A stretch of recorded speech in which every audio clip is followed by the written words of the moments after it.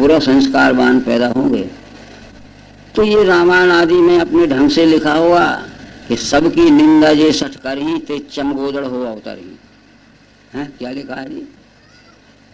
सज्जनों की निंदा भी जो करते हैं, यानी उल्टी बतलाते, उनका ज्ञान है उसके विपरीत निंदा करने वाले हैं, तो उनको अगला जन्म चमगीदड़ में होता है, वो उल्टी टंगती। बताइए। इस तरह से द्वसंति पाप कृत्यानि स्तुनबंति पुण्य कृत्यानि ग्रहंति। सज्जनों से जो द्वेष करते हैं, उनकी निंदा करते हैं, उनकी बुराई करते हैं, उनका कुछ नहीं बिगड़ता, वे अगले जन्म में खुद ही निंदक पैदा होंगे। और सज्जनों का जो सहयोग करते हैं, समर्थन करते हैं, उनका साथ देते हैं, तो अगले जन्म में सज्जन होंगे और सज्जनों के साथ ही रहेंगे। क्या बनना है हमें? तो अभी से वो कमाई तो शुरू कर दीजिए, तब तो उनकी पूंजी इकट्ठी होगी। गीता के दूसरे अध्याय के 72वें श्लोक में लिखा है, यह ब्रह्म स्थिति पार्थ मिले मोह रहे नहीं, मिले जो अंत में भी ये ब्रह्म निर्वाण ही लहे। अर्जुन ने पूछा था श्री कृष्ण से दूसरे अध्याय के 55 श्लोक में, स्थित प्रज्ञस्य का भाषा समाधिस्तस्य केशव, स्थिति किम प्रभाषेत किम आसीत ब्रजेत किम। हे श्री कृष्ण जी, ये आप बतला दीजिए कि जिसकी बुद्धि में ज्ञान पक्का और पूरा बैठ गया, इससे बुद्धि समाधिस्थ ज्ञानी की पहचान क्या? कहो केशव जी, वो क्या कहे, कैसे रहे चले? इसकी बुद्धि में पूरा पक्का निश्चय का ज्ञान बैठ गया, तो वो कैसे बोलता है, कैसे रहता है, कैसे चलता है? तो ये 56 से 72 श्लोक तक वो लक्षण बताए हैं, और अंत में 72वें श्लोक में कृष्ण जी ने कह दिया, ये लक्षण जिस पुरुष में आ गए, चाहे वो मरने के दिन भी आए, वो लक्षण तो अगला जन्म उसका ज्ञानी पैदा हुआ। ये है ब्रह्म स्थिति पार्थ मिले मोह रहे नहीं, मिले जो अंत में भी है। जिंदगी भर बुरा किया है, तो मरने के दिन अगर हमारी बुद्धि में अच्छी समझदारी आ गई, हमारी बुद्धि में अच्छे सेवा के, सहयोग के, पुण्य के संस्कार आ गए, तो वो अगला जन्म उसका संस्कारवान होगा। तो मरने के दिन भी ध्यान रखना कि जो किया है पहले भूल जाओ, आज अच्छा कर लें। तो इस तरह से ये सब बातें हैं। जब सत्व बढ़े दे ही जाता है देह छोड़ के, तब जावे विद्वान को निर्मल ब्रह्मलोक में। सत्व गुण बढ़ता है कि जीवात्मा जब सत्व गुण बढ़ा हो और शरीर छोड़ के जावे, तो वो विद्वान के ब्रह्मलोक में जाता है। वो कहीं भी तमिलनाडु में पैदा हो और उसका छत्तीसगढ़ में भी आना हो जाएगा, तो वो जुआड़ियों को, शराबियों को, दंदी फंदी रिश्वत खोरों को नहीं खोजेगा, वो सत्वगुण का सत्संग खोजेगा। और तमोगुण बढ़ा हो तो वो कहीं भी पैदा हो, वो कहीं भी आ जाए ट्रांसफर होके, परंतु वो ज्ञानियों के सत्संग नहीं खोजेगा, वो शराबी जुआड़ियों को खोज लेगा और उनमें बैठने लगेगा। यानी जो संस्कार लेके वो पैदा हुआ, उन संस्कार वाले लोगों को ढूंढ लेगा वो। जब सत्व बढ़े दे ही जाता है देह त्याग के, तब जावे विद्वानों के निर्मल ब्रह्मलोक में। रज में मृत्यु आने से कर्मकांडी बने, यहाँ रजोगुण बढ़ा होगा तो कर्मकांडी बनेगा। कर्मकांडी का मतलब है कर्मकांड, ये भागवत महापुराण के 11वें अध्याय में लिखा है, 11वें स्कंद में लिखा है। खूब समझ लेना, खुद पढ़ लेना। क्या लिखा है कि कुछ लोगों से कहते हैं कि विष्णु यज्ञ करो, रुद्र यज्ञ करो, सच्चंडी यज्ञ करो, गायत्री यज्ञ करो। मतलब क्या था इसका? अपने स्वार्थ के लिए कहते हैं। तो आशय उसका यही होगा कि अपने स्वार्थ के लिए लोगों को धन कमाने के लिए उन यज्ञों की प्रतिष्ठा बताते हैं। यज्ञ स्वार्थ से कर्म में रुचि उत्पन्न करने के लिए है, फल की सत्यता के लिए नहीं है कि तुम्हें स्वर्ग मिल ही जाएगा। स्वर्ग कोई दूसरी जगह बसा है। स्वर्ग का अर्थ होता है कि इसी मानव जगत में अच्छी सुख समृद्ध सत्वगुणी जन्म होना स्वर्ग है, और इसी मानव जगत में, इसी पृथ्वी में बुरा दुखमय और निकृष्ट जन्म होना ही नरक है। तो ये बात कृष्ण जी से श्री कृष्ण ने पूछी थी अश्वमेध पर्व में, अनुगीता में। अच्छे कर्म जब मनुष्य करता है तो कहते स्वर्गलोक में चला जाता है, बुरे कर्म करता है तो नरक में जाता है। तो नरक इस पृथ्वी से कौन सी दिशा में कितनी दूर है, और स्वर्ग इस मनुष्य लोक से स्वर्ग कौन सी दिशा में कितनी दूर है। तो कृष्ण ने क्या कहा था उत्तर में, कर्म भूमि रियर भूमि यत्र तिष्ठन्ति जंतवा। हे अर्जुन, ये पृथ्वी लोक ही कर्म भूमि है। कर्म भूमि रियर भूमि यत्र तिष्ठन्ति जंतवा तथा शुभ शुभम कृत्वा लभन्ते सर्वदेव। यही अच्छा कर्म करने वाले इसी पृथ्वी लोक में ही कर्म करते हैं, और बुरे कर्म करने वाले यही मनुष्य या पृथ्वी लोक में ही कर्म करते हैं। और अच्छे कर्म करने वालों का अच्छा सुखमय शांतिमय फल, मान बड़ाई प्रतिष्ठा से जीते हैं यही अच्छा में, और बुरे कर्म करने वालों का बुरा फल इसी पृथ्वी लोक में मिलता है। बुरे कर्म का फल नरक है और अच्छे कर्म का फल स्वर्ग है। तो आशा ये है कि पूछा जाए कि अच्छे कर्म करने वाले मनुष्यों के साथ में नरक में पैदा होना पसंद करते हो कि बुरे कर्म करने वालों के साथ स्वर्ग में पैदा होना पसंद करते हो। अरे बुरे कर्म करने वालों के साथ रहना, बुरे कर्म करने वालों के साथ रहना स्वर्ग में पसंद करते हो, अच्छे कर्म करने वालों के साथ रहना नरक में पसंद करते हो, क्या होगा?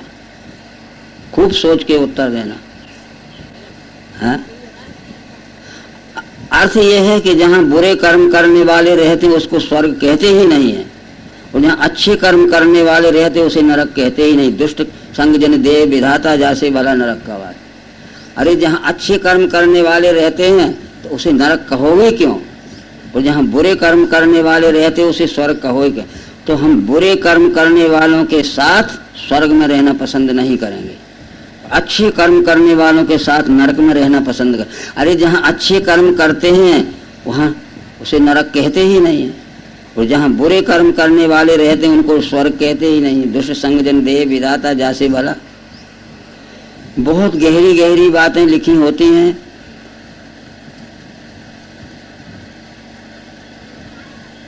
ये बहुत सी बातों के प्रमाण इसमें लिखे हैं। रज में मृत्यु आने से कर्म कांडी बने हैं, और जो तम में जावे पाता है मूढ़ियों ही सो। फल है पुण्य कर्मों का शुद्ध और सतोगुणी। जो मनुष्य पुण्य कर्म करता है, पुण्य कर्म का क्या मतलब समझते हो? हम चुरा के लाए और भगवान के यहाँ भेंट में दे आए, ये पुण्य कर्म नहीं है। हमारी सच्चाई की कमाई से हुआ एक पैसा भी और बेईमानी की कमाई के 1 लाख रुपए से भी ज्यादा कीमत रखता है। तुमने गरीबों का गला काटा है व्यापारी बनके, तुमने निरपराध लोगों को रिश्वत लेके सजा बोली है, इतना धन भगवान के मंदिर में दे रहे हो, तो क्या होगा इसका? बेईमानी से कमाए हुए धन से जो देव पूजा करते हो, लाखों रुपए से भी करना तो वो फलदायी नहीं, और ईमानदारी से कमाई हुए धन से 1 पैसे से भी आदर कर देना तो सच्चाई के दिए कर्म से कितना ही थोड़ा कर्म वो सच्चाई का, वो बेईमानी के लाखों रुपए से भी ज्यादा कीमत रखता है। हमारे देश में अधिकार की एक सीमा होती है। पुलिस का कांस्टेबल भी देशभक्त होता है, और भारत का राष्ट्रपति भी देशभक्त है। शायद यहाँ के पुलिस स्टेशनों में लिखा होगा जन सेवा और देशभक्ति लिखा होगा शायद, हाँ लिखा है, लिखा है। तो उसका मतलब है कि वो पुलिस विभाग जो है तो उसमें पुलिस का कांस्टेबल भी पुलिस विभाग में है, और उसका आईजी रहता है, इंस्पेक्टर जनरल है, वो भी पुलिस विभाग में। इंस्पेक्टर जनरल ने लाखों रुपए बेईमानी से कमाए हैं और देव मंदिर में दान दिया है, और सिपाही ने ईमानदारी की तनख्वाह में से 5 रुपए दिए हैं, तो ज्यादा मूल्यवान कौन है? 5 रुपए ज्यादा मूल्यवान। तो ये ठग ठग के दुनिया का नंबर 2 का धन भेंट दे रहे हैं, तो ईश्वर के यहाँ उसका फैसला होता है। भागवत महापुराण के 12वें स्कंद में लिखा है स्वर्ग नरक का वर्णन, कलयुग का वर्णन। उसमें लिखा है कि जिस दिन तुम देह त्यागोगे तो यमदूत तुम्हें यमलोक में ले जाएंगे फैसला के लिए।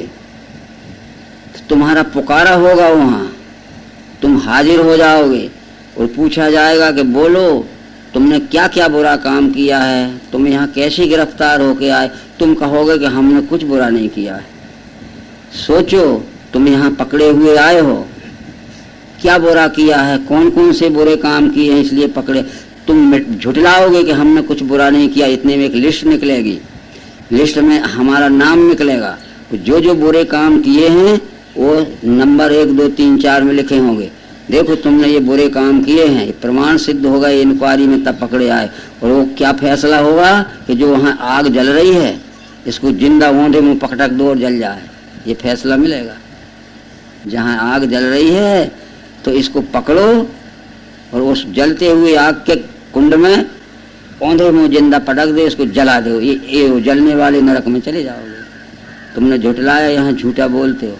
तो ये ईश्वर के सामने भी हम झूठा बोलते हैं। हम अपराधी हैं, अपराध से बचने के लिए रात को छुप के रिश्वत देते हैं जज को, कोई न जान पाए। रात को जाते हैं थैली लेके मुद्राओं की, पर यहाँ तो लूट के लाए और दिन में दे रहे हैं भगवान को मंदिर में। लूट के लाए या दिन को दे रहे भगवान को मंदिर में, बता।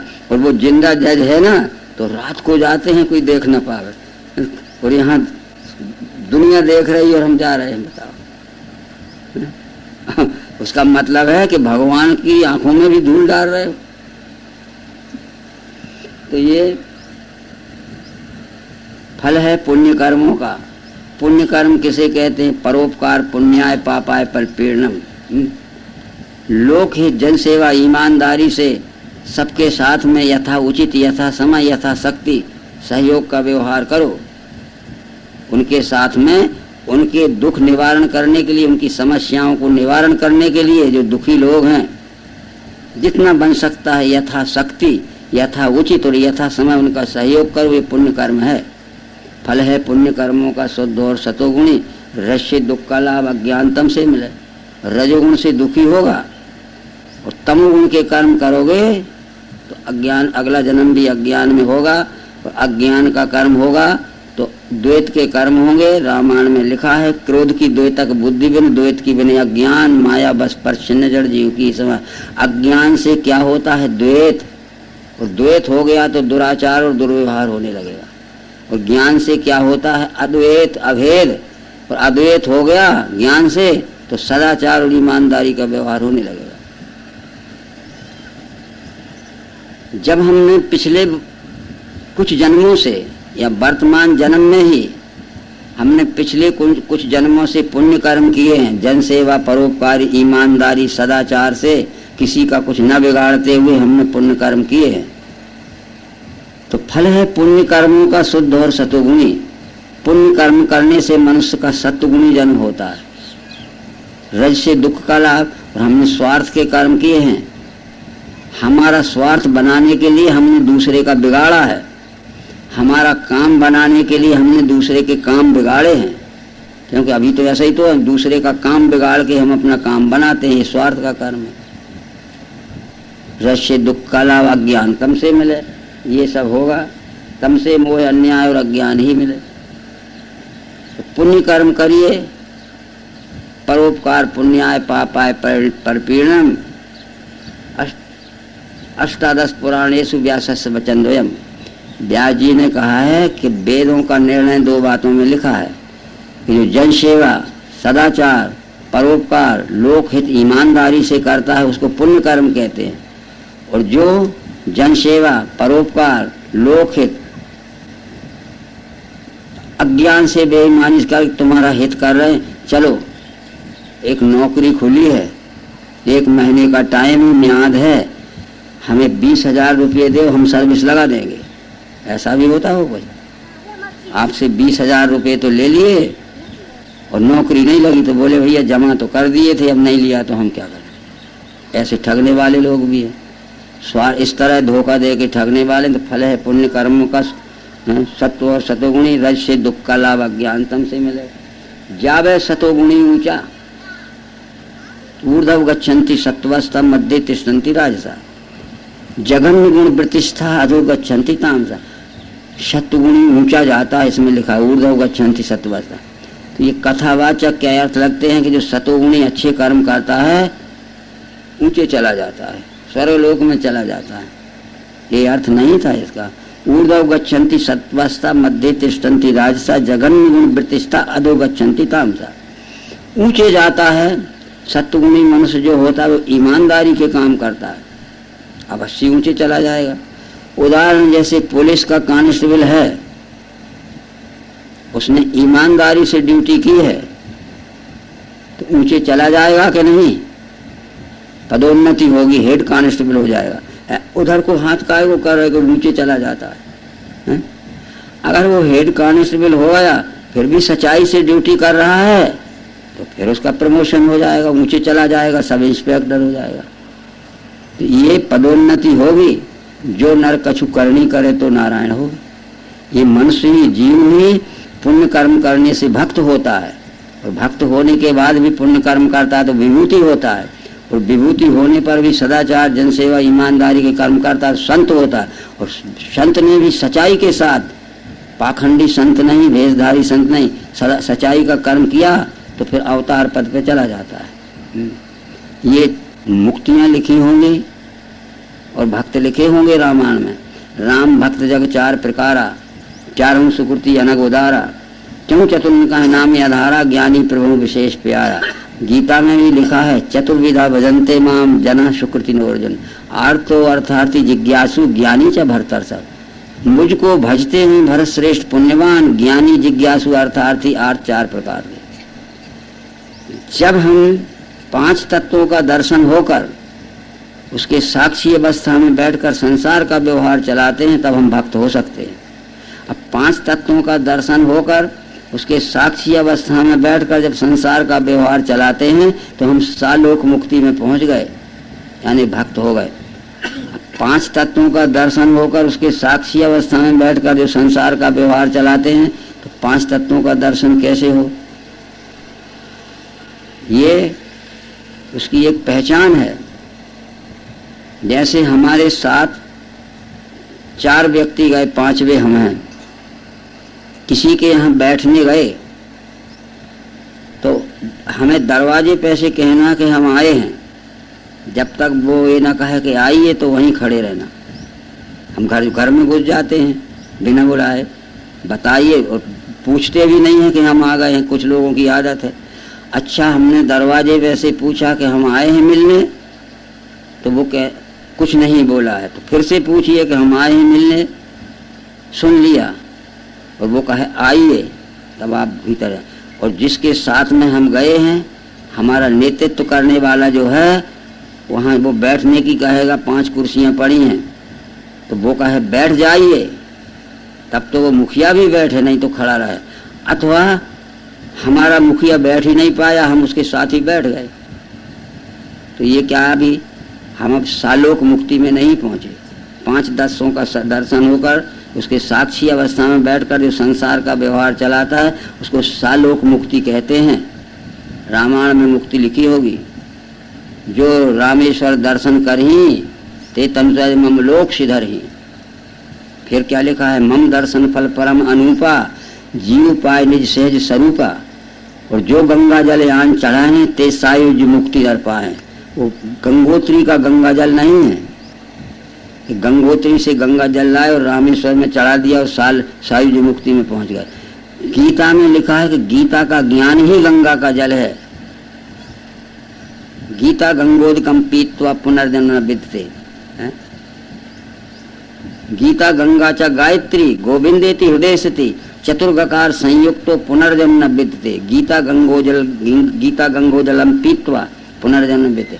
तो वो हम गंगोत्री से तो लाए और बिना जूता चप्पल के, और रामेश्वर में जा रहे हैं, चाहे पाँव छिल जाएं चाहे कुछ हो, जूता चप्पल नहीं पहनते, वहाँ जाके हमने चढ़ा दिया। इसकी एक कथा आती है, महाराष्ट्र के एक संत एकनाथ थे। एकनाथ ने भागवत का भाष्य किया है, रामायण का भाष्य किया है।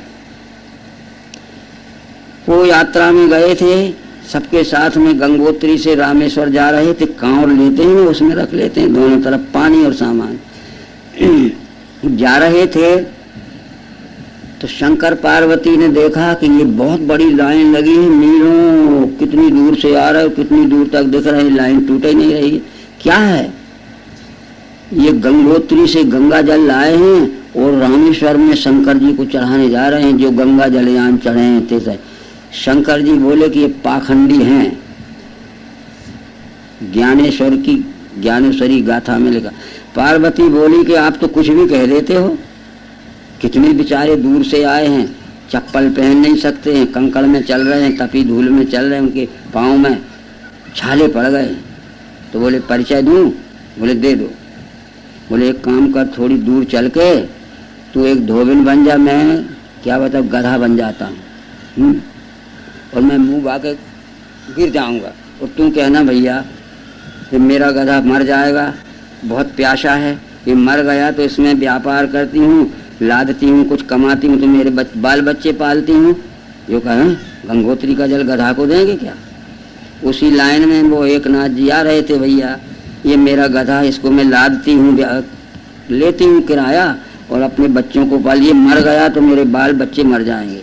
उनने उतारी कांवर और बाटल खोल खोल के गधे के मुँह। वो आगे वाले कहते हैं अरे काय को गधा के पानी पिलाता थे, वो पीछे वाले के काय को गधा का पानी।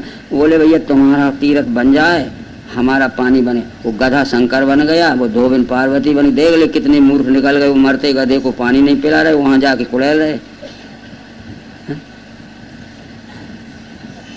तो जो गंगा जलयान चढ़े हैं ते सायुज मुक्ति, मरते गधे को पिला रहे, वो खड़ा हो गया, उसके धोबिन का व्यापार चलने लगा। पार्वती ने कहा ठीक कहते थे महाराज।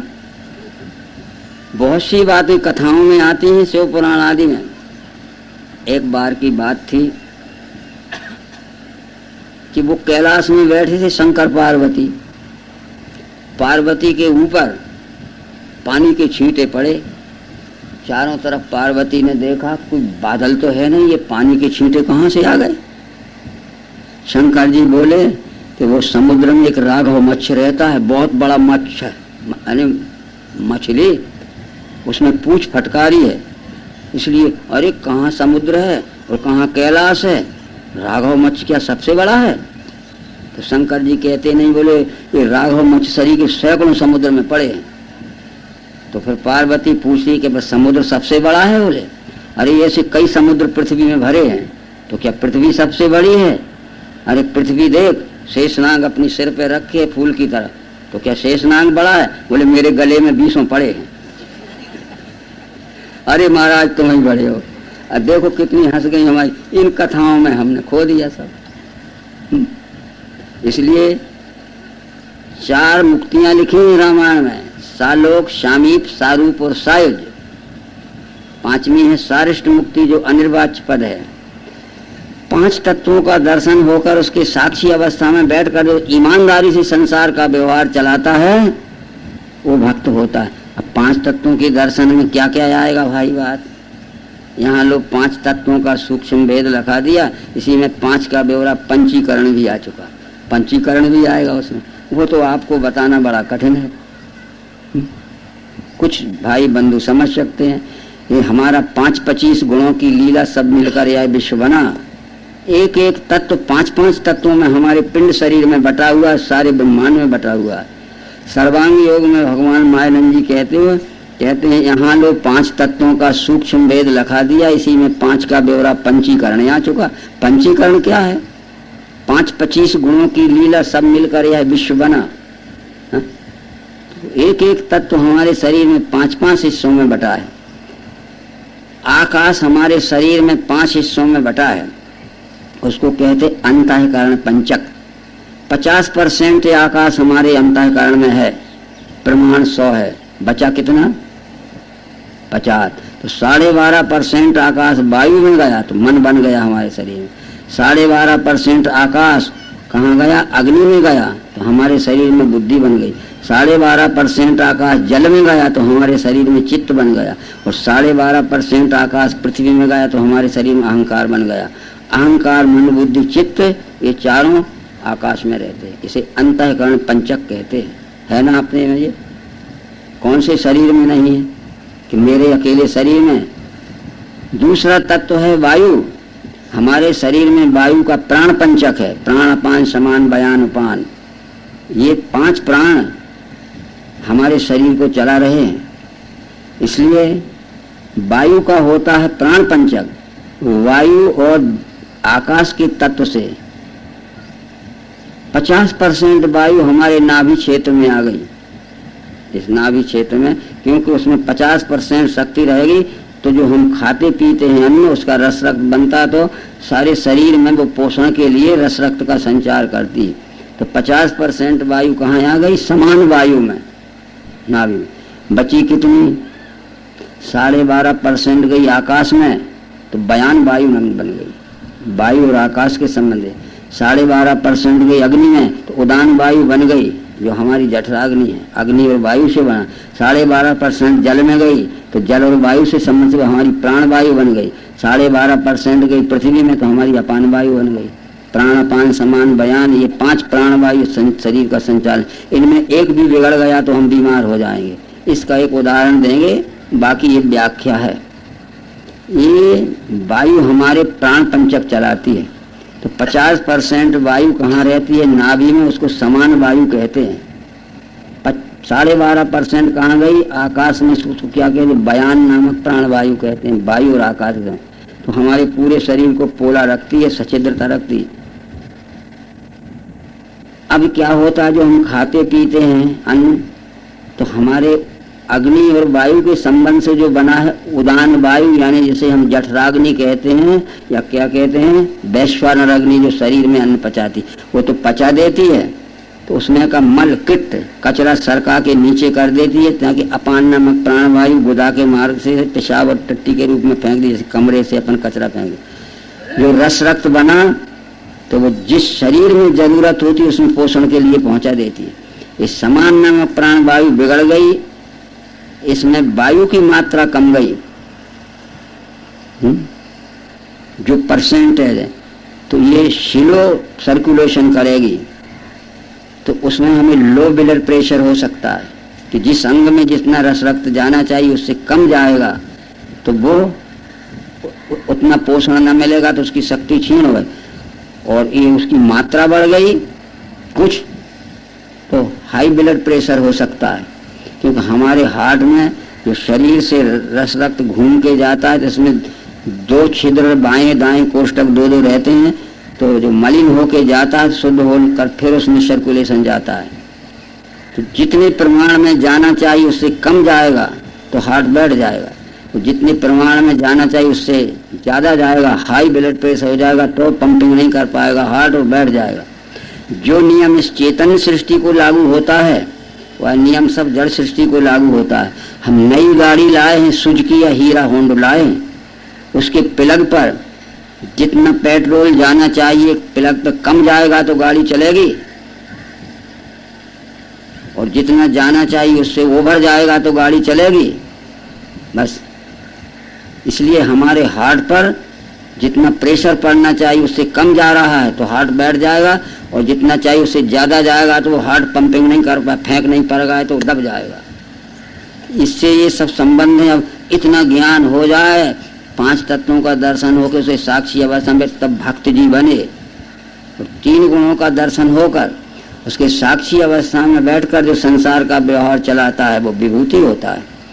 विभूति की यह पहचान है कि मैं प्रश्न पूछ रहा हूँ अर्जुन प्रसाद तिवारी से, और उत्तर देने लगे, ये क्या नाम है, पीताम्बर।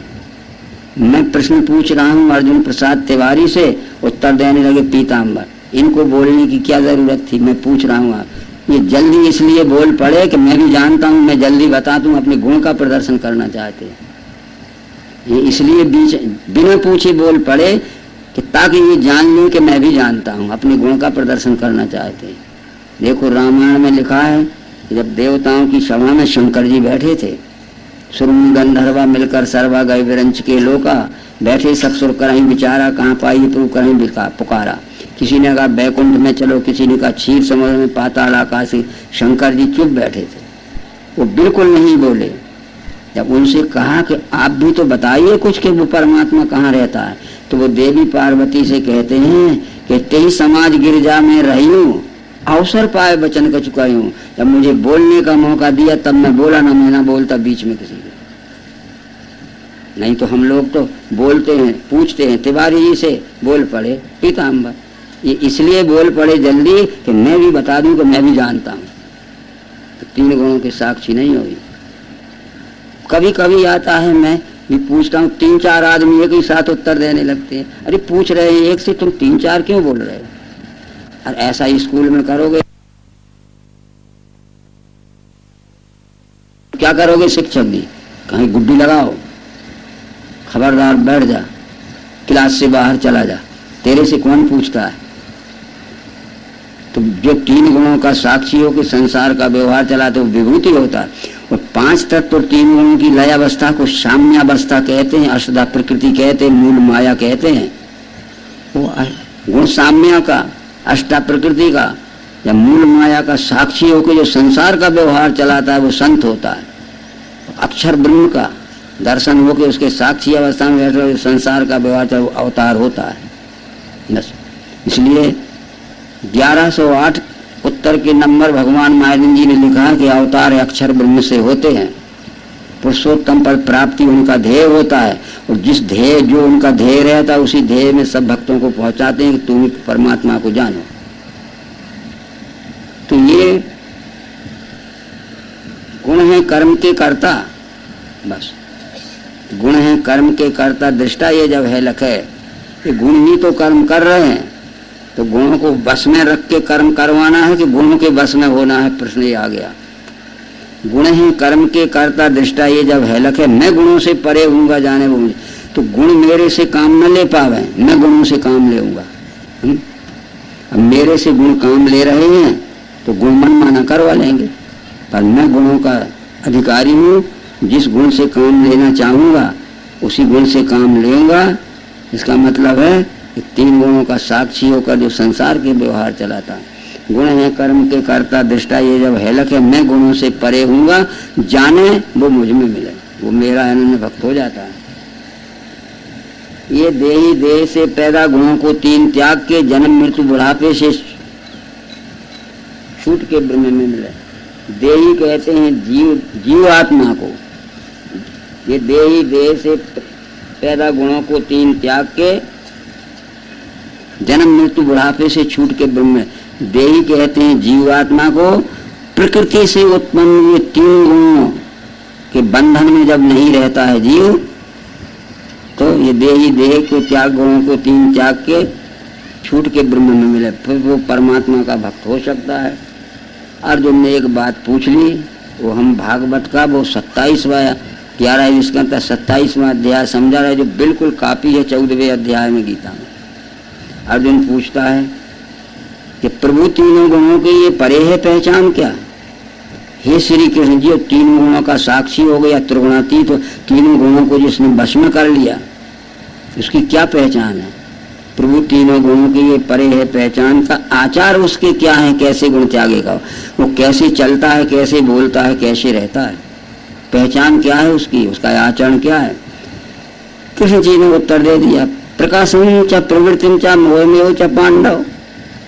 ज्ञान अवस्था क्रिया अवस्था पार्थ अज्ञान की स्थिति प्राप्त हो में चली जावे, त्याग इच्छा करे नहीं।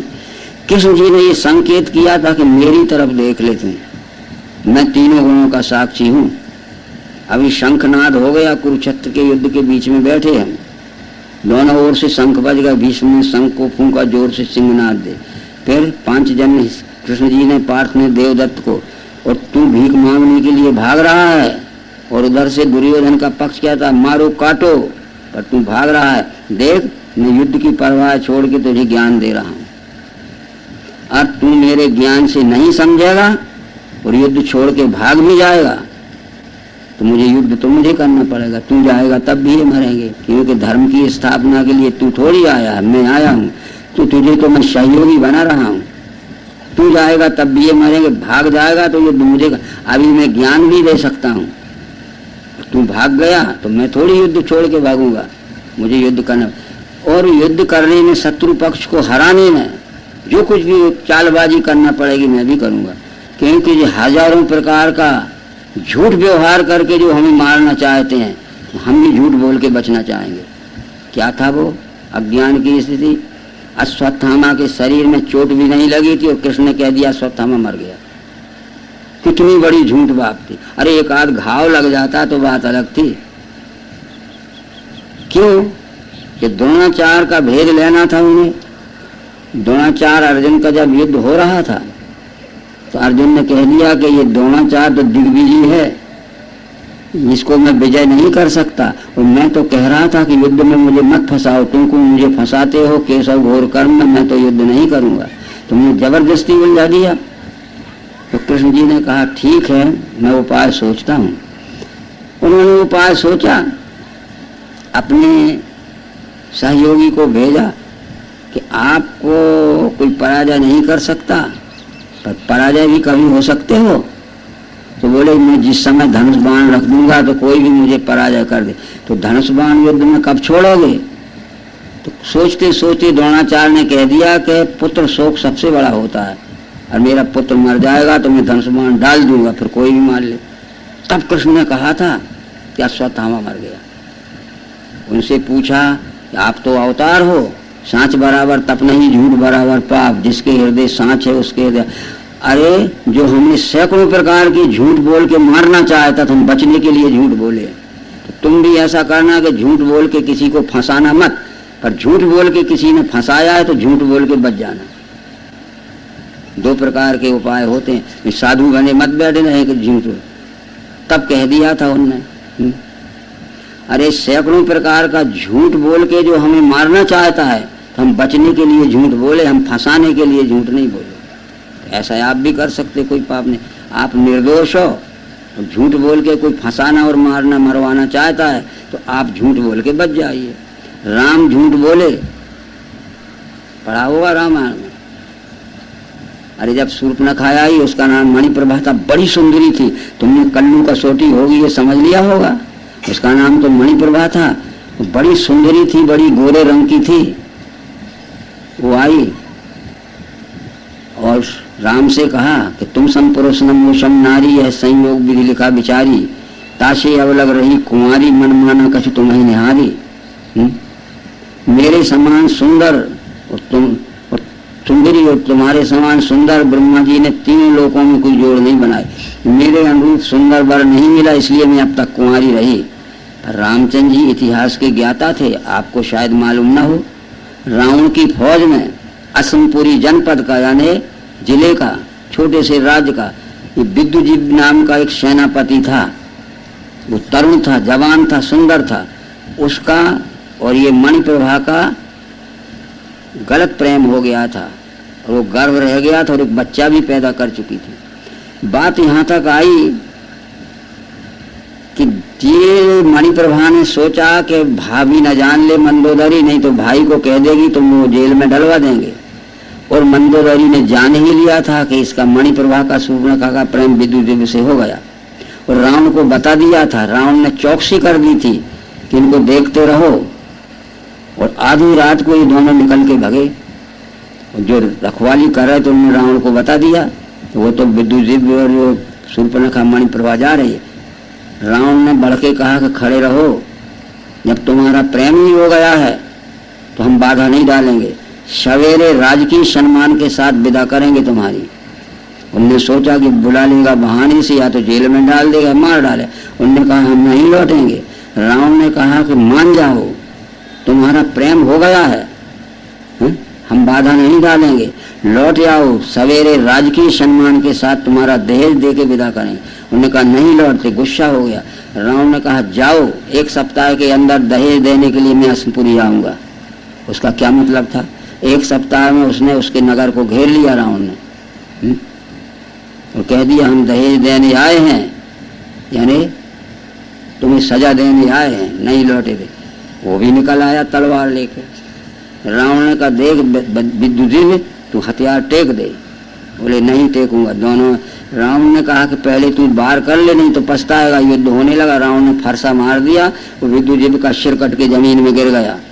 उसके पेट में गर्भ था मणिप्रभा के शूर्पणखा के, वो उसके साथ मरने लगी। तो रावण ने कहा बहन तू उसके साथ में मत चल, हमने दंडकारण्य जीत लिया है, वहाँ की रानी बना देंगे तुझे, खरदूषण त्रिशला तुम्हारे रक्षक होंगे, वहाँ बैठा दी थी। और वो क्या कह रही है कि तुम सम पुरुष मूसम नारी है संयोग लिखी बिता बिचारी, तासे अब लग रही कुंवारी, और बच्चा ही पैदा हो गया तो भी कुंवारी कह रहे। तो राम ने भी कहा कि अहे कुमार मोर लघु भ्राता, अहे कुमार मोर लघु। अरे राम के सामने तो शादी हुई थी लक्ष्मण की, मेरा भैया कुंवारा है वो राख लेगा तुझे, क्यों झूठ बोले, क्यों? अरे राम के सामने शादी हुई थी, उर्मिला पत्नी थी लक्ष्मण की, तो भी कह दिया कि मेरी तो पत्नी है सीता, मैं तो एक पति व्रत हूँ, वो मेरा भाई कुंवारा है, वो चाहे तो राख ले, तो उसके यहाँ गई। तो लक्ष्मण ने कहा कि सुन सुंदरी मैं उनकर दासा, परम पराधीन नहीं तो सुपासा। अरे मैं तो उनका सेवक हूँ, जंगल से लकड़ियाँ लाता हूँ और बासन मांजता हूँ, कपड़े धोता हूँ। अरे तू मेरे पास में मेरी शादी में आ गई तो तुझे लकड़ियाँ लाना पड़ेंगी, बर्तन मांजना पड़ेंगे। वो पुरुष अमृत कौशलपुर राजा, अरे वो तो राजा हैं, एक नहीं दो रख सकते हैं। तो वो फिर से गई राम के पास, अरे मेरी तो पत्नी है, मैं दो नहीं रख सकता। तो वो सीता को मारने दौड़ी, मार डालूं तो फिर कहूंगा अब तो रखेगा एक हाथ को। तो राम ने इशारा कर दिया कि इसके नाक कान काट दे। चिल्लाती चली गई लंका। क्या कहती है गुस्सा में कि पाना शकता स्त्री बीजता खंडा सर्वत्र लक्ष्य से, ये चार चक्षु विहीन स्तम कथम राजा भविष्यति। रे मूर्ख, तू शराब पीने में दिन रात मस्त पड़ा है, पाना शकता, और शराब के नशे में सुंदरी स्त्रियों के बीच में पड़ा हुआ विषय भोग रहा है। राज्य चलाने में तू नपुंसक हो चुका है। चार चक्षु विहीन स्तम कथम राजा, तेरी चारों आंखें फूट गई, कैसे भविष्य में राजा रह सकता? वहां चारों आंखों का अर्थ लिखा है, 20 आंखें नहीं लिखी। जिस राज्य का राजा कुशल रहता है और मंत्री लापरवाह रहता है तो 2 आंखें काम कर दे हैं? और राजा लापरवाह रहता है और मंत्री कुशल रहता है तो 2 आंखें। तू और तेरा मंत्री दोनों लापरवाह है, चारों आंखें फूट गई लिखा है, तो भी तुम 20 ही आंखें मानते जा रहे हैं। क्या जब सीता जी को चुराने गया था तो 9 सिर कहाँ रख गया था? एक ही सिर, आंखें मूंद के चाहे जो मानते। उसका नाम था दशानन, धड़ पे 10 आनन नहीं थे, क्योंकि जंगली शेर को हम पंचानन कहते हैं, फूल ही फल ही सदा तरुकानन रही एक गंज पंचानन। तो क्या उसके धड़ पे 5 सिर लगे रहते? उसका शेर का नाम पंचानन है, उसका नाम दशानन था। तो ये बीच में जो शाखाएं निकल आती हैं। अब प्रश्न आया कि जब वो चिल्लाने लगी तो रावण ने कहा कि बहन घबराओ मत, मैं राम की पत्नी सीता को चुरा के लाऊंगा, तेरे सामने नाक कान काटूंगा। मारीच के पास गया, निरपराध बहन के नाक कान कटवा दिए राम ने। तो मारीच ने कहा कि मैंने विश्वामित्र के यज्ञ में राम को देख लिया है। मेरी माँ, क्या उसका नाम था, ताड़का, और सुबाहु को तो मार दिए थे उनने, और मुझे मारा तो मैं मरा नहीं, अरमरा भग के आ गया हूँ। मैं जानता हूँ वो निरपराध नहीं कटवा सकते। वो दुनिया का सबसे बड़ा राजनीतिज्ञ है, दुनिया का सबसे बड़ा बलवान पुरुष है, बुद्धिमान है। कोई स्त्री अपनी सुंदरता के कारण पर पुरुष को व्यभिचार के दोष में फंसाना चाहे तो राजनीति शास्त्र ये कहती है कुरूपकर्ष्यति, नाक काट दो, कान काट दो, कितनी सुंदर हो कौन चाहेगा उसको। राजनीति शास्त्र के अनुसार दंड दिया है। राम अनीत कभी नहीं कर सकता। मैंने विश्वामित्र के यज्ञ में उसको देख लिया। मेरी माँ ताड़का को, मेरे भाई सुबाहु को मार दिया, मैं अधमरा आ गया हूँ। वो दुनिया का सबसे बड़ा राजनीतिज्ञ और धर्मज्ञ पुरुष है, बलवान है। कोई स्त्री अपनी सुंदरता के कारण पर पुरुष को व्यभिचार के जाल में फंसाना चाहे तो राजनीति शास्त्र ये कहता है कुरूपकर्ष्यति, राजनीति शास्त्र के अनुसार दंड। तो रावण बोला क्या मुझे राजनीति सिखाता है, चलता है कि नहीं, चलता है कि नहीं, हाँ और ना में उत्तर दे। तो मारीच ने वह भांति देखा नहीं मारना, नहीं जाता हूं तो ये मारेगा और जाता हूं तो मारेगा, तो फिर अब चलो भाई चलते। तो ये सारी बातें आप पढ़िए जो वाल्मीकि रामायण में लिखी होती है।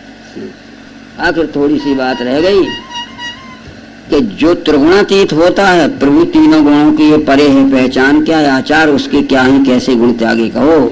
तो रहे जैसे उदासीन, गुणों में बीतता नहीं, कर्मों के गुण करता है, जान के शांति वो रहे। जैसे एक उदाहरण होता है कि हम जिस गुण से काम लेना चाहें उस गुण को चाहें जवाब है, गुण जबरदस्ती हमारे ऊपर न आ जाए। दोनों प्रकार से हमें गुण का साक्षी होना चाहिए। हम नहीं चाहते हैं और तमो गुण आ गया, और चाहते हैं तो तमोगुण नहीं आया, तो बोलो क्या होगा? हम नहीं चाहते और तमोगुण आ गया तो पूरा हो जाएगा कि नहीं? और जब तमोगुण को बुलाना चाहते और नहीं आया तो? जैसे एक ऑफिस होता है, ऑफिस अधिकारी बैठा रहता है ऑफिस के भीतर, और वो चौखट के बाहर स्टूल पर बैठा हुआ चपरासी बैठा है, और वो ऑफिसर ना बुलावे और बार बार घुसे निकले चपरासी, तो क्या होगा?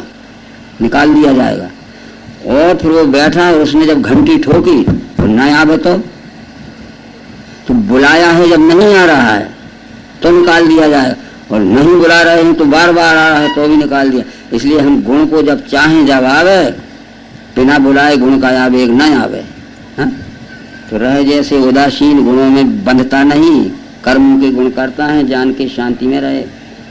सम दुख स्वस्थ सोना मिट्टी समानिए, तुल्य निंदा स्तुति धीर तुल्य मान है बुरा भला, शत्रु मित्र जैसे तुल्य सम्मान अपमान है, सुख दुख सर्दी गर्मी सम है, फल इच्छाएं मिटी सारी गुणातीतों से कहा।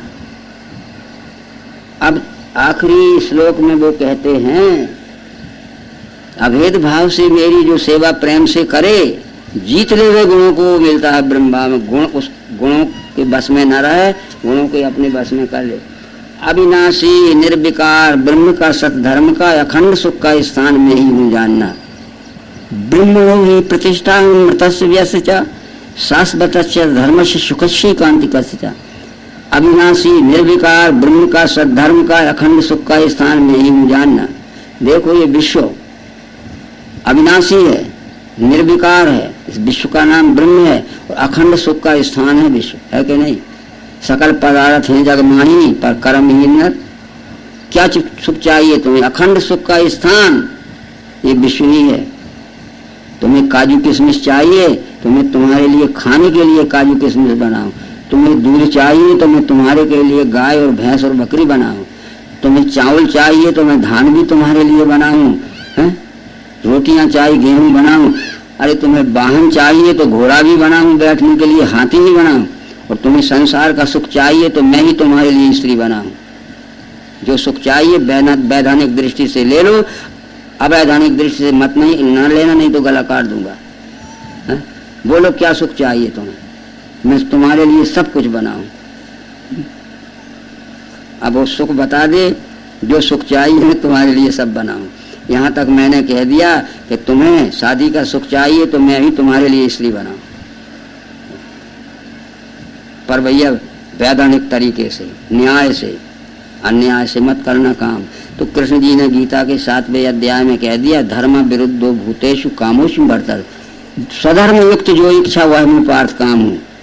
रावण जैसा काम नहीं, धर्म युक्त काम वासना भी नहीं, और अधर्म की काम वासना राक्षसों की होती है। तो यहाँ ये समझा दिया। अब हमने 11वें स्कंद का भागवत का सारांश बता दिया है कि सब कुछ ज्ञान कृष्ण ने दिया, और सबसे बड़ा ज्ञान था विश्वरूप दर्शन का।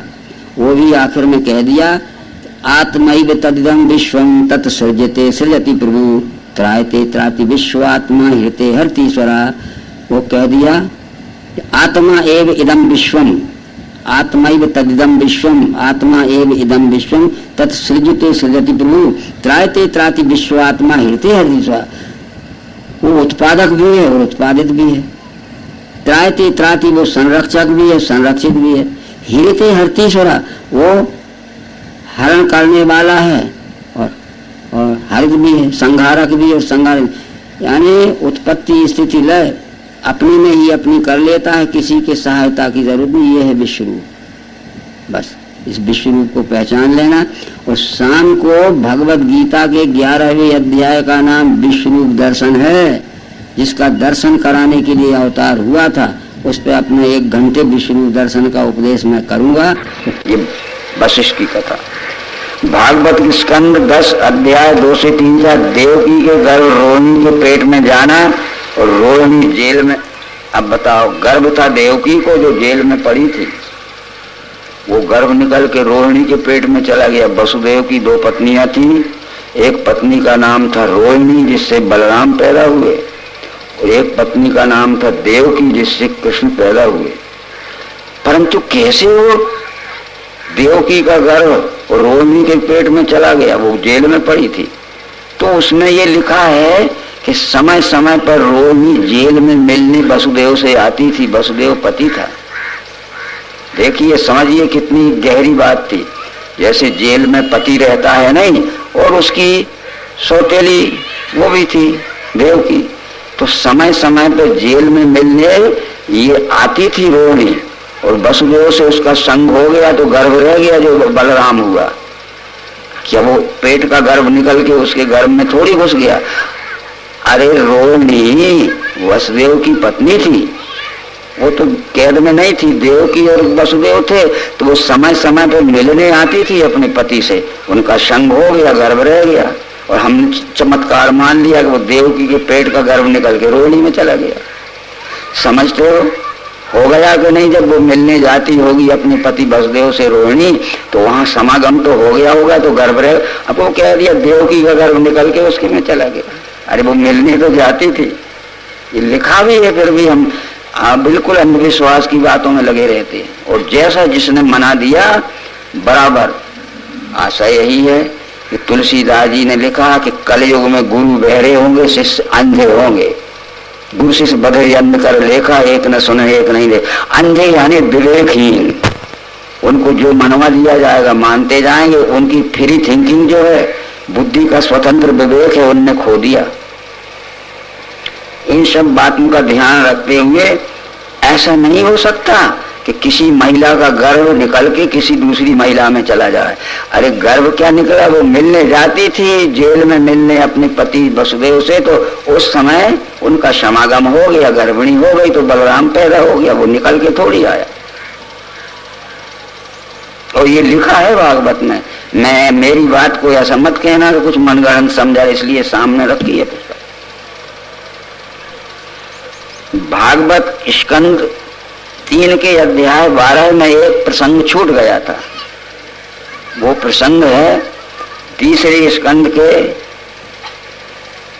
12 अध्याय अथवा और भी आगे अध्यायों में गया कि सृष्टि व्यवस्था संचालन करने वाले आदि प्रजापति विष्णु भगवान थे। सृष्टि बनाई किसी ने नहीं है, ये स्वयंभू है। पर इस सृष्टि में जो अनावस्था हो जाती है, क्या होता है, इसमें अनेक प्रकार के अंधविश्वास, रूढ़वाद और कुरीतियां जब बढ़ने लगती हैं, तो सृष्टि की व्यवस्था सुचारू संचालन चलाने के लिए एक व्यवस्था बनाई जाती है। तो सृष्टि की व्यवस्था संचालन करने वाले आदि प्रजापति जो हैं, वो विष्णु भगवान है। जब उनका कार्यकाल समाप्त होने लगा, तो उन्होंने अपनी जीवित अवस्था में ही अपने पुत्र ब्रह्मा को उत्तराधिकारी नियुक्त करना चाहा। इस बात को भी समझ लेना कि भागवत के 5वें स्कंद में ये लिखा है कि विष्णु के पुत्र का नाम ब्रह्मा है और ब्रह्मा के पुत्र का नाम शंकर है, जिसको पार्वती ब्याही थी। तुलसीदास जी ने भी लिखा है रामायण के आरण्य कांड के स्तवन में मंगलाचरण में कि वंदे ब्रह्म कुल कलंक शमनम श्री राम भूपति प्रियम। मैं ब्रह्मा जी के आत्मज शंकर की वंदना करता हूँ जो श्री राम के प्रिय हैं। पर उसमें डिटेल में खुलासा नहीं आया। विष्णु पुराण में 6 अंश हैं, 6 कांड हैं। विष्णु पुराण के प्रथम अंश की में रुद्र सृष्टि नाम से 2 पेज में लिखा है कि ब्रह्मा के घर में एक पुत्र उत्पन्न हुआ। वो प्रसव होते ही रोने लगा, रोता ज्यादा था। उसके नामकरण का समय आया तो ब्रह्मा के पास जाकर पूछा कि उसका नाम तो रख दीजिए कुछ, वो रोता ज्यादा है। तो ब्रह्मा ने कहा कि रोता ज्यादा है तो यो रोदन्यो न्याय कारणे जनांसा रुद्रा, उसका नाम रुद्र ही रख दो। फिर उसके और गुणवाचक बहुत से नाम हुए, पशुपतिनाथ हुआ, महादेव हुआ, शंकर हुआ, और भी नाम हुए, शिव हुआ। जैसे कृष्ण जी का जन्म का नाम कन्हैया था, गाते ना कि हत्ती घोड़ा पाल की जय कन्हैया लाल की, कान्हा। पर जब वो गायें चराने लगे तो हम गोपाल भी कहने लगे, मुरली बजाने लगे तो मुरलीधर भी कहने लगे, गिरी उठाया तो गिरधारी भी कहने लगे, नंद के घर में पाले गए तो नंदलाला भी कहलाने लगे, मधुसूदन भी हो गए, बहुत से नाम होते गए। ऐसे उसके 11 नाम हुए। विष्णु पुराण की रुद्र सृष्टि में लिखा है।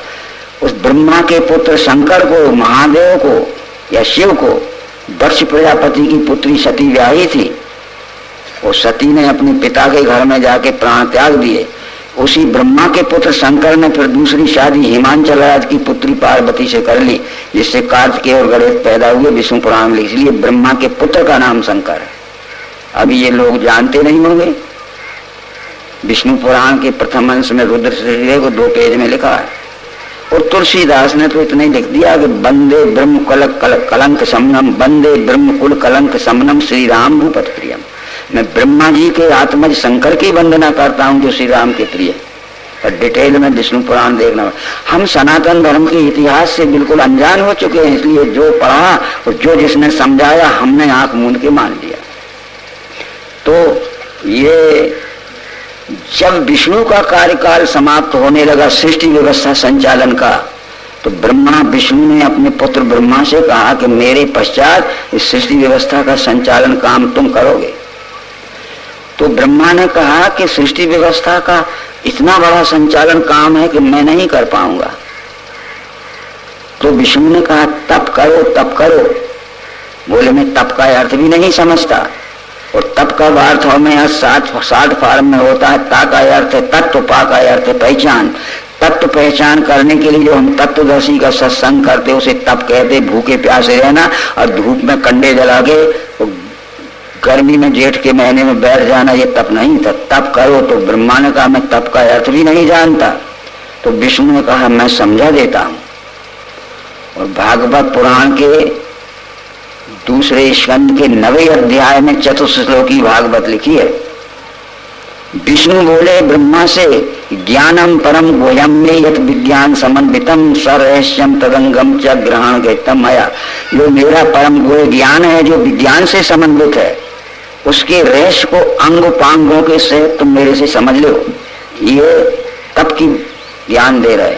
ज्ञानम परम गुह्यम में यत विज्ञान समन्वितम सरहस्यम तदंगम च ग्रहण गतम मया। यावा नाम यथा भावो यथ रूप गुण कर्म का तथा तत्व विज्ञान मस्तु ते मधुरा। इस सृष्टि का विस्तार जितना है, इसमें जितने भाव हैं, जितने गुण हैं, जितने कर्म हैं, यावा नाम यथा भावो यथ रूप यथ गुण कर्म का तथा तत्व विज्ञान मस्तु। उनकी तात्विकता तुम विज्ञान दृष्टि से मेरे द्वारा समझ लो। मदनुग्रह, आज मेरा तुम्हारे ऊपर अनुग्रह है। और क्या समझाया ब्रह्मा ने विष्णु को? अहमेवा शमेव वाग्वे नानियत सत परम पश्चादाम यदे तच्यव शिष्य सोचना। जब यह सृष्टि के विस्तार के रूप में कुछ नहीं था, तब केवल परमात्मा था। अहम एव आशम अग्रे। सृष्टि के विस्तार के रूप में जब कुछ नहीं था, तब परमात्मा ही परमात्मा था। और जो सृष्टि के विस्तार के रूप में दिख रहा है, यह सब परमात्मा ही है। जब सृष्टि के विस्तार के रूप में कुछ नहीं रहेगा, तब केवल परमात्मा बचेगा। नान्यत सत परम, नान्यत सत असत परम। जो असत है क्षर, जो सत है अक्षर, और परम जो है पुरुषोत्तम, वो क्षर अक्षर पुरुषोत्तम सब ये विष्णु परमात्मा ही दिख रहा है सृष्टि के रूप में। एकम मतम समातिष्ठ परमैण समाधिना। मेरे सिद्धांत को तुम निश्चय और विवेक बुद्धि से समझो, अपने बुद्धि में धारण करो। भगवान कल्प विकल्पेशु न विभूति करे। तो फिर सृष्टि की व्यवस्था करते समय तुम्हें न कोई संकल्प विकल्प होगा और न कोई शोक मोह होगा। ये उनने ज्ञान दिया। तब रामायण में लिखा तुलसीदास ने कि तप बल रचियो प्रपंच विधाता। ये तत्व पहचान करके सृष्टि की व्यवस्था का संचालन किया। सृष्टि नहीं बनाई। ऊंट भी बनाया ब्रह्मा ने, के हाथी बनाया ब्रह्मा ने, के महुए और नीम के झाड़ भी उगाए ब्रह्मा ने। ये तो पहले से थे। इनकी समुचित व्यवस्था की, इसमें गड़बड़ी जो थी उनको सुचारू रूप से। तप बल रचियो प्रपंच विधाता, तप बल विष्णु सकल जगत रहता। तत्व पहचान के विष्णु ही जगत की रक्षा करते। तप बल शेष धरे महिवारा, तप बल शंभु करे संघारा। तप आधार सब सृष्टि भगवानी करो जाए तपसी जाए। इसलिए सृष्टि का कोई काम ऐसा नहीं है जो तत्व ज्ञान की दृष्टि से न किया जा सके, तत्व दर्शन की दृष्टि से न किया जाए। तो हम कहते हैं सृष्टि ब्रह्मा ने बनाई। ये गीता में नहीं लिखा है। गीता के 10वें अध्याय में लिखा है कि मार्स या सप्त पूर्वे चतुर्बारो मन बस्तथा मद भाव मानसा जाता ए शाम लोक मां प्रजा। ये 10वें अध्याय में जब ब्रह्मा विष्णु ने ब्रह्मा जी को सृष्टि व्यवस्था संचालन करने का ज्ञान सहज देकर, विज्ञान सहज देकर काम सौंपा, तो फिर ब्रह्मा ने ये 14 मनु और 11 महर्षि नियुक्त किए। महर्षि या सप्त पूर्वे चतवारो मन बस्तथा मदभावा मानसा जाता ऐशाम लोक में। ये मनु क्षत्रिय गुण के लोग होते हैं और महर्षि ब्राह्मण गुण के लोग होते हैं। 11 महर्षि और 14 मनु नियुक्त किए कि महर्षि लोग ये ब्रह्म ज्ञान की शिक्षा देवें, परमात्मा दर्शन के ज्ञान की शिक्षा देवें। उनके ज्ञान में जो बाधा डाले तो मनु क्षत्रिय गुण के लोग उसको सजा देवें, इसलिए बताया उन्होंने। तो भूया सप्त ऋष्यस्ते चाहे उत्पन्ना सप्त मानसा ऐसा मिमा लोका। इस तरह से ये अब इनका विस्तार आता है कि ब्रह्मा ने जो कुछ शिक्षण दिया। वायु पुराण कृपया हम देखें कि महर्षि उनको बनाते थे ब्रह्मा जी, समझ गए कि दीर्घ आयुषो मंत्रकृत ईश्वरा दिव्य चक्षुषा।